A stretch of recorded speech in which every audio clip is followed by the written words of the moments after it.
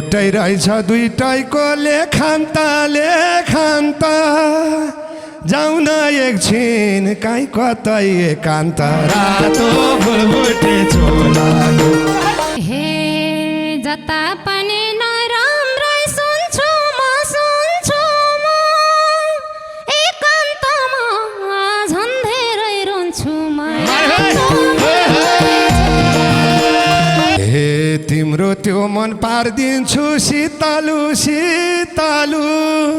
ए चिन्न पर्छ